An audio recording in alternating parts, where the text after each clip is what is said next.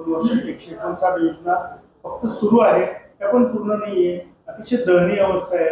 राज्यात सगळ्यात खालच्या क्रमांकावरती इम्प्लिमेंटेशन मंजूर झालं. हे बघा, जिल्हा परिषदेच्या ज्या योजना आहेत त्या खरंच बघायला गेलं तर काही ठिकाणामध्ये या ठिकाणी बऱ्याच ठिकाणच्या तक्रारी आता मला प्राप्त झालेल्या आहे आणि आता त्या तक्रारीच्या बाबतीमध्ये चौकशीच्या बाबतीमध्ये बोलणं मला उचित होणार नाही. त्याची चौकशी येत्या आठवड्याभरात पूर्ण करण्याचे आदेश खाली दिलेले आहे आणि राज्य स्तरावर चंदूबायांना सुद्धा मी सांगितलेलं आहे की राज्य स्तरावर याची आठवड्याभरामध्ये बैठक लावण्यात येईल.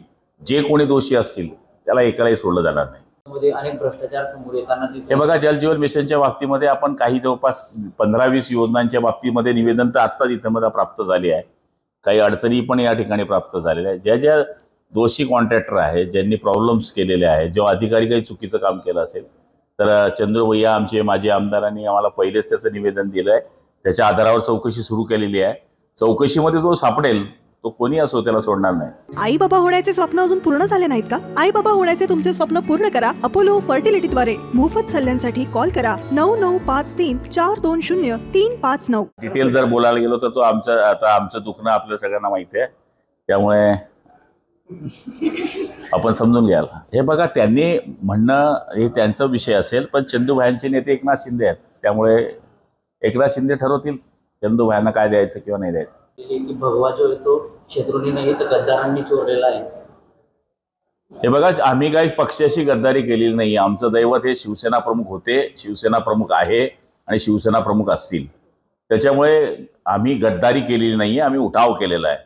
ज्यावेळेस एखाद्या गोष्टी कोणी ऐकत नसेल आणि आपल्या विचारधारेशी लांब जात असेल तर आम्ही आमची विचारधारा ही शिवसेना भाजप ही विचारधारा होती, त्या विचारधारेला शिवसेना प्रमुखांनी मान्यता दिलेली होती. अटल बिहारी वाजपेयींनी, प्रमोदजी महाजन आणि माननीय शिवसेना प्रमुखांनी केलेली युती ही अबाधित राहावी याच्याकरता केलेला हा आम्ही उठाव आहे. आणि भगवा झेंडा कोणाच्या हातात आहे आणि कोणाच्या हातात नाही हे सांगण्याची गरज नाही.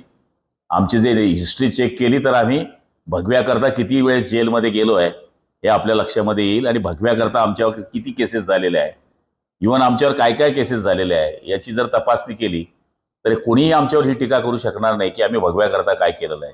मेळावा घेण्यास सुरुवात केलेली आहे, काय सांगणार? शेवटी त्यांचा पक्ष आहे, आपल्या सीट निवडून देण्याकरता प्रत्येक पक्ष त्याची तयारी करत असतो, त्या आधारावर त्यांनी त्यांचा मेळावा लावला असेल. संजय राऊत हा भाड्याचा भोंगा आहे.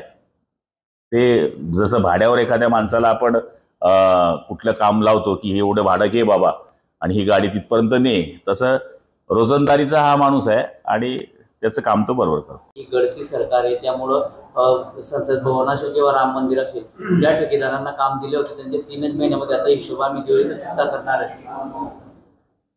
हे बघा, आता कुठलेही मुद्दे नसल्यामुळे अशा गोष्टी बोलणं हे उचित नाहीये. मूळ आपण पाहतो आपली सुद्धा घरं आपण बांधतो तर पहिल्या पावसाळ्यामध्ये म्हणा बऱ्याच ठिकाणी गळती आपल्याला बघायला मिळते. म्हणजे स्वतःचं घर जरी आपलं बांधलं असलं तर काही टेक्निकली बाब राहिली असेल तर त्याचा अर्थ असा होत नाही की माझं सरकार आलं आणि तुमचं सरकार बदलल्यानंतर लगेच तिथली गळती थांबून जाईल किंवा नवीन बिल्डिंगमध्ये काही अडचणी राहणार नाही. टेक्निकल बाब या चुका होऊ शकतात. याचा अर्थ तुम्ही डायरेक्ट सगळ्यांनाच दोषी पकडत असाल तर माझ्या माहितीप्रमाणे ही चुकीची बाब आहे.